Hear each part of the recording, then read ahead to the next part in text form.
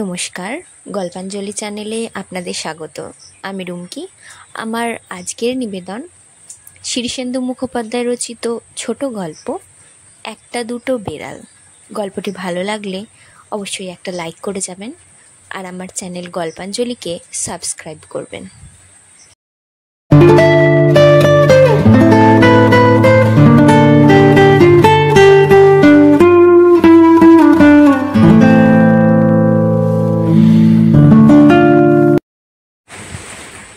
চুষিদের বাড়িতে কোনো বেড়াল ছিল না, তবে বেড়ালদের আনাগোনা ছিল। সেসব চোর আর ছোঁচা বেড়ালদের কথা আর বলবার নয়। যতবার মেরে তারাও লজ্জা নেই, আবার আসবে দেওয়ালের বাইরে, জানালায় উকি ঝুঁকি দেবে, মিহি সুরে ভারী বিনয়ী ডাকবে। এমনকি শীতের লেপ কাঁথা রোদে দিলে তাতে গিয়ে গোল্লা পাকিয়ে শুয়ে রোদ পোয়াবে। খড়ম ঝ্যাঁটা ঠ্যাঙার বাড়ি কি খায়নি তারা? ফাঁক পেলে মাছ নিয়ে গেছে, দুধে মুখ দিয়েছে, নোংরা পায়ের ছাপ ফেলে গেছে বিছানার সাদা চাদরে। বেড়ালের আরও নোংরা কাণ্ডকাণ্ড আছে। সেসবের জন্য হয় রামু জমাদারকে ডাকতে হয়, নয়তো আলাদা পয়সা দিয়ে পান্তি ঝি পরিষ্কার করে দেয়। একটা ভারী বদ হুলো বেড়াল আছে, সে কারো তোয়াক্কা করে না। কুঁদো চেহারা, কপাল আর পিঠ খাবলা খাবলা লোম উঠে গেছে অন্য সব বেড়ালদের সঙ্গে কামড়াকামড়ি করে। হুলোটার কিন্তু খুব ধীর স্থির, তাড়া করলে দৌড়ে পালায় না, ধীরে সুস্থে অনিচ্ছের সঙ্গে যেন দয়া করে সরে যায়। চুষির কাকা বিয়ে করবার সময় বাড়ির পিছনের বারান্দাটায় দেওয়াল তুলে একাধারে একটা ঘর হলো, বাকিটা হয়ে গেল দরদালান। চুষিদের তাতে খুব আনন্দ। চুষি আর কুশি দুই বোন মিলে তাড়াতাড়ি দরদালানের একধারে পুতুলের ঘর সাজালো। কিন্তু সত্যি বলতে কি, পুতুল খেলার বয়স এখন আর চুষির নেই। কুশি ছোট, সেই পুতুল খেলে। মাঝে মাঝে চুষির যখন পড়তে ভালো লাগে না, কিংবা যখন ছুটির দুপুরটা খাঁ খাঁ করে, কিংবা মেঘ বাদলার দিনে ছোট হতে ইচ্ছে যায়, তখন গিয়ে কুশির পুতুল ঘরে ভাগ বসায়। শীতের রাত সন্ধে পার করেই সেদিন নিশুত হয়েছে। মফস্বলগঞ্জের রাস্তাঘাট নির্জন, কুয়াশা জড়ানো ঘুমভাবে চারিদিক ঝিমোচ্ছে। বাড়ির দরজা জানালা সব শীতের ভয়ে আঁট করে বন্ধ। ঠিক সেই সময়ে হঠাৎ দরদালানে হুড়ুম দুড়ুম শব্দ। রান্না সারা, পুরুষরা বাড়ি ফেরেনি বলে তখনও খাওয়া হয়নি। মা বসে ময়দার চষি পাকাচ্ছিল, পান্তি মেঝেই পড়ে ঘুম। মা পান্তিকে ডেকে বলল, দেখ তো। ঘুম চোখে উঠে পান্তি দেখতে গেল। পড়া ফেলে চুষিও। চুষির পিঠোপিঠি ভাই কানু এক হাতে খেলনা পিস্তল, অন্য হাতে দরজার আলগা বাটামটা নিয়ে সবার আগে গিয়ে দরজা খুলে চেঁচালো, কই হ্যাঁ। সবাই জানে এই ভর সন্ধেই চোর আসে না, তবু তা বলে ভয়টা তো থাকেই।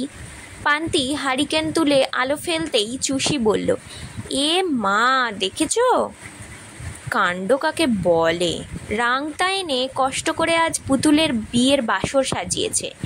রঙিন কাগজের শিকলি, পিচবোর্ড দিয়ে খাট, বর বউ সত্যিকারের ফুল ছড়ানো বিছানায় শুয়ে।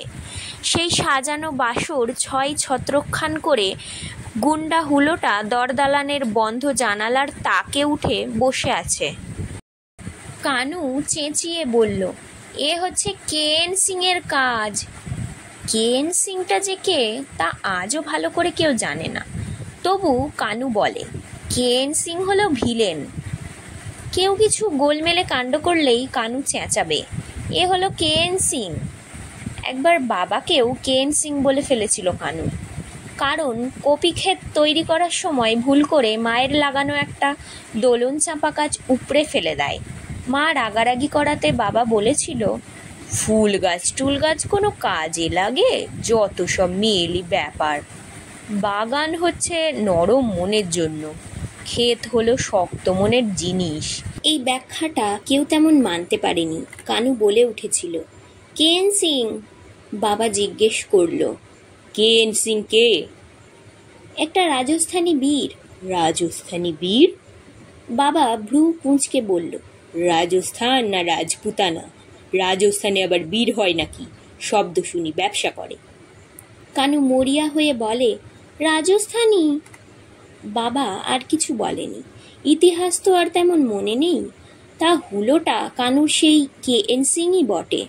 দুধ নয় যে হাঁড়ি ওল্টাবি, মাছ নয় যে খাবলা দিবি। পুতুলের ঘরটা তবে ভাঙতে গেলি কোন আক্কেলে? পুতুল খেলার তুই কি বুঝিস রে পাজি? কানু বাটামটা ধরে এক লাফে এগিয়ে গিয়ে চেঁচাতে লাগলো, কামন केएन सिंह, तुम्हारा इज्जत आज बहुत खतरे में है। आज तुम्हारा टेंगड़ी टूटेगा बिल्ली के बच्चे। চুষি দৌড়ে গিয়ে পুতুলের ঘরের সামনে বসে বড় বড় চোখ চেয়ে দেখলো সব। কান্না পাই, কত কষ্টে সাজিয়েছে। কুশিটা সাঁঝবেলায় ঘুমিয়েছে ভাগ্যিস। কাল সকালে অবস্থা দেখে কাঁদতে বসবে। কানুর হিন্দি শুনে চুষি ধমক দিয়ে বলল, তোমার হিন্দি ছবি দেখা বের করছি কানু, আজই বাবাকে বলবো। কাম অন কেএন সিং বলে কানু বাটামটা যেই জানালার তাকে হুলোটার দিকে বাড়িয়েছে, অমনি শুরু হয় হুলুস্থুল কাণ্ড। এমনিতে হুলোটা ভয় পায় না, কিন্তু এবারটাই যেন মরিয়া হয়ে এক লাফে নেমে কানুকে এক ধাক্কা দিয়েই দরদালানের দরজায় গিয়ে পড়ল। ফুহ করে একটা হতাশার শ্বাস ছাড়ল হুলো। দরজা বন্ধ। কানু লাঠি ঠুকতে ঠুকতে তাকে তাড়া করে বলল, बिल्ली का बच्चे, तुमने इंसान नहीं, सिर्फ बिल्ली के एक नन्हे मुन्ने बच्चे हो। तुम्हारा जिंदगी में एक गहरा दाग दिखाई जाती है। হুলোটা তারা খেয়ে ফের ছুটে আসে রান্নাঘরের বন্ধ দরজায় আছাড় খেতে। হেরিকেন তুলে ধরে পান্তিও তাকে হুড়ো দিতে থাকে, যা গিয়াদরা মুখ পোড়া, দূর হ। কিন্তু হুলোটা যাবেই বা কোথা দিয়ে? যাওয়ার কোনো পথ নেই। চুষিও তখন রাগে রি করা গায়ে উঠে বাবার ছাতাটা হাতে নিয়ে এলো। মা ভিতর থেকে ডেকে বলল, দেখিস ভয় পেয়ে যেন আঁচড়ে কামড়ে না দেয়। মায়েরা জানে অনেক। বাস্তবিক হুলোটা যে ভয় পেয়েছিল সে রাতে। তিনজন যখন তিন দিক থেকে তাকে ঘিরে ফেলেছে, তখন বারান্দার কোণে দেওয়ালের সঙ্গে সেঁটে বসেছে সেটা। দাঁত বার করে ঘ্যাও ঘ্যাও করে আওয়াজ ছাড়ছে। ল্যাজটা আস্তে আস্তে ঢেউ দিচ্ছে। কানু লাঠি বাড়াতেই সেটাকে একটা থাবা দিল জোর। চোখ জ্বলছে হুলোটার। চুষি বুঝতে পেরেছিল কামড়াবে, কানু বোঝেনি। সে আর এক দফা বীরত্ব দেখাতে যেই লাঠি উঠিয়েছে, অমনি দেখা গেল হুলোটা বাঘের মতো লাফিয়ে উঠল কানুর গায়ে। একটা থাবা তো দিলই, পায়ের বুড়ো আঙুলে দাঁতও বসিয়ে দিল। কি আক্রোশ তার! সেই নিয়ে ডাক্তার বদ্যি। মা শুধু এসে বলেছিল, দেখো কাণ্ড, জানালার একটা পাল্লা খুলে দিবি তো, নইলে ও পালাবে কোথা দিয়ে। এই বলে মা জানালা খুলে দিতেই হুলো এক লাফে পালালো। বাড়ির পারিবারিক ডাক্তার গুণেনধরের সঙ্গে বাবার বনিবনা হয় না। কানুকে দেখতে এসে ডাক্তার বলল, অ্যান্টিটিটেনাস দিতে হবে। বাবা বললেন, বিড়াল কামড়ালে অ্যান্টিটিটেনাস কেন? আয়োডিন দাও। আয়োডিনও দাও, সঙ্গে ATS। বাবা বলল, ঘোড়া কামড়ালে ATS দেয়, বিড়াল কামড়ালে নয়। ধর হাউমাউ করে তাকিয়ে বললেন, তবে আমি যাচ্ছি, যা খুশি করুক। রাগ করে ডাক্তার ধর চলেই যাচ্ছিলেন। ঠাকুমা এসে তাঁর গায়ে মাথায় হাত বুলিয়ে বাবা বাছা করে ঠান্ডা করল। বাবা শুধু বললেন, বিড়াল যে এত ডেঞ্জারাস হয় জানতাম না। একদিন সকালের দিকে পুবের বারান্দায় রোদে বাবা দাড়ি কামাতে বসেছে। কামানোর জন্য জল আনতে গেছে চুষি, কিন্তু রান্নাঘরের উনুনে তখন ভাত ফুটছে। এ সময় হাঁড়ি নামালে ভাত প্যাচপ্যাচে হয়ে যায় বলে মা হাঁড়ি নামাতে রাজি নয়। গরম জলের তাই দেরি হচ্ছে। অধৈর্য হয়ে বাবা বলল, ধুর তোর, আজ দাড়ি কামাবো না। এই বলে খুর সাবান আয়না নিয়ে উঠতে যাচ্ছিল। ঠিক সেই সময়ে কপি ক্ষেতের দিক থেকে ফোঁস ফোঁস শব্দ এলো। তারপরই বাবার চিৎকার, দেখে যাও সব, দেখে যাও, কি ডেঞ্জারাস কাণ্ড হচ্ছে এখানে। সবাই ছুটে এসে দেখে একটা হাত দেড়েক লম্বা দাঁড়ার সাপের সঙ্গে নিরীহের মতো লালচে রঙের বেড়ালটার লড়াই লেগেছে কপি খেতে। ভারী মজার লড়াই। সাপটা এক একবার বেড়ালটার দিকে কামড়ে ঝুলে থাকে। বেড়ালটা তখন ভেজা বেড়ালের মতো বসে আরো চুপচাপ। সাপটা অনেকক্ষণ ওরকম থেকে কাহাতকার বেড়ালের কান কামড়ে থাকা যায়, এই ভেবে প্যাঁচ খুলে নিজের কাজে রওনা হয়। তখনই বেড়ালটা ভেজা ভাব ঝেড়ে ফেলে লাফিয়ে পিছে সামনের 2 থাবায় সাপটাকে ধরে টেনে আনে। তারপর সেটাকে ফেলে কাতুকুতু দেয়, গলার নলিতে কামড়ে ধরে আঁচড়ে দেয়। সাপটা মহা হাঙ্গামায় পড়ে ওলটপালট খায়। তারপর ফের প্যাঁচ মেরে ধরে। সেই খেলা দেখতে বাইরের লোকও জমে গেল বেড়ার ধারে। বেড়ার বাইরের লোকজনের মধ্যে চুষি হঠাৎ বাবুদাকে দেখতে পেল। আজকাল কি যে হয়েছে তার, বাবুদাকে দেখলেই কেমন যেন বুকটা ছাঁদ করে ওঠে। সারা শরীরে একটা তানপুরা টান পিরিং করে বাজে। বাবুদা বেশ দেখতে, তার দিকে তাকায় প্রায়ই। চুষি তাকাতে লজ্জা পায়, যদিও ইচ্ছে করে। কিন্তু সেদিন বেড়াল সাপের লড়াইয়ের সময় মজাই হলো একটা। সবাই যখন লড়াই দেখছে তখন চুষির নজরে পড়ল বাবুদা এক দৃষ্টে তার দিকে চেয়ে আছে। গায়ে কাঁটা দিল চুষির, শিহরণ যাকে বলে। ভারী লজ্জা লজ্জা করতে লাগলো। যতবার চোখ সরিয়ে নেয় ততবারই চোখটা গিয়ে বাবুদার চোখে আটকে যায়। এরকম কয়েকবার হতে হতে চুষি আর চোখ সরানোর হাঙ্গামায় গেল না, চেয়েই রইল। বাগানে তখন কপি ক্ষেতের ভেজা মাটিতে সাপটাকে নখে করে চিরে ফেলেছে বেড়ালটা। এই ঘটনার পর বাবা পড়ল মহা সমস্যায়। বলতে লাগলো, আমি জানতাম বেজি আর ময়ূরী সাপের সঙ্গে লড়াই করে, কিন্তু বেড়ালের ব্যাপারটাও বেশ ডেঞ্জারাস দেখছি। বাবার বন্ধু সুভদ্র তার উত্তরে বলল, তুমি দুনিয়া জানোটা কি হে? চিরকাল হম্বিতম্বি করে এলে, শিখলে না কিছুই। বেড়ালের ব্যাপারটা আমি আগে থেকেই জানতাম। চালাকি করো না সুভদ্র, জানলে এতদিন বলনি কেন? বাহ, সব জানার কথাই এসে তোমাকে বলতে হবে নাকি হে? এইভাবে ঝগড়া লাগলো। তা বাবার সঙ্গে সকলেরই ঝগড়া লাগে রোজ। কিন্তু বাবা বলতে লাগলো, বেড়াল তো বেশ উপকারী প্রাণী দেখছি। শুনে কে যেন বলল, খুবই উপকারী, ইঁদুর মারে। শুনে বাবা বলল, ইঁদুর? ইঁদুর কোনো প্রবলেমই নয়, প্রবলেম হলো সাপ। এই নিয়ে তার সঙ্গে বাবার একটা মন কষাকষি হয়ে গেল।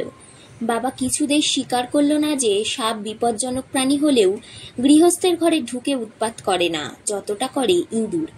শীতের দুপুরে যখন রোদে কাঁসা পেতলের রং ধরে, তখন সেই রোদের ওম এ বসে 4 জন লুডো খেলে। ঠাকুমা, মা, চুষি আর পান্তি, কখনো কানুও। কাকিমা ছেলে হতে বাপের বাড়ি গেছে, নইলে সেও খেলে। দাদু মারা যাওয়ার পরপরই ঠাকুমা আমিষ পাড়ওয়ালা শাড়ি আর পান খাওয়া ছেড়ে দিয়েছিল। তারপর এক রাতে স্বপ্ন দেখলো দাদু এসে ঠাকুমার বাঁ হাতের ওপর ঠ্যাং ঝুলিয়ে বসে বলছে, তুমি যে পান খাও না তাতে আমার বড় কষ্ট হয়। ও আর কিছু না হোক, পানটা অন্তত খেও। সেই থেকে ঠাকুমা আবার পান খাওয়া ধরল। মুখের অসুস্থ পান থাকলে লুডো খেলবার বড় অসুবিধে। মুখ নিচু করলেই কোন ফাঁকে পানের পিক ফুচুক করে বেরিয়ে যায়। ঠাকুমার আবার সামনের দিকে 2টো দাঁত না থাকার পানের রসে বাধা দেওয়ার কোনো উপায় নেই। ছক্কা চেলে ঠাকুমা তাই ঊর্ধ্বপানে মুখ তুলে জিজ্ঞেস করে, কত? কানু বা মা বা চুষি চাল চেলে দেয়, ঘর গুনে গুটিও চেলে দেয়। ঠাকুমা ঘাড় কাত করে দেখে। কানু ঠাকুমার গুটি চাললে ঘর চুরি করবেই, মহাচোরটা। সেদিন ছুটির দিনের দুপুরে যখন খেলা জমে উঠেছে, তখন পান্তি এসে খবর দিল কাকার ঘরের চৌকির তলায় এক বেড়ালনি মুখে করে করে তার আতুরে ছানা এনে রাখছে। তাড়াও তাড়াও বলে চুষি লাফিয়ে উঠেছিল। পাশের ঘর থেকে বাবা উঠে এসে প্লাস পাওয়ার চশমাটা খুলে হাতে নিয়ে বলল, কোথায় বেড়াল ছানা দেখি? সবাই গিয়ে দেখে বেড়ালের বাচ্চাগুলো দেখতে কিন্তু বেশ, একেবারে পাউডার পাফের মতো। একটার পেটের তলা দিয়ে আরেকটা মুখ বের করে আছে, একটা অন্যটার গা বাইছে, আর মিহিস্বরে মিউ মিউ করে যাচ্ছে অনবরত। ধাড়ি বেড়ালটা বাচ্চা রেখে পালিয়েছে কোথাও, লোকজন সরে গেলে আসবে। বাবা ঘোষণা করল, বাচ্চাগুলোর খিদে পেয়েছে, ওদের একটু দুধ এনে দে তো চুষি। মা বলল, দুধ কি ওরা চেটে খেতে পারে? খামোখা দেওয়া। আহা, দিয়েই দেখো না, খিদে পেলে বাঘে ধান খাই শুনেছি। দেয়া হলো কুশির খেলা ঘরের একটা ছোট্ট বাটিতে করে। সে বাটির দিকে ফিরেও তাকালো না বাচ্চাগুলো, বরং একটার গায়ে ধাক্কা লেগে বাটি উল্টে দুধটুকু পড়ে গেল। পরে ধাড়িটা এসে সে দুধ চেটে খায়।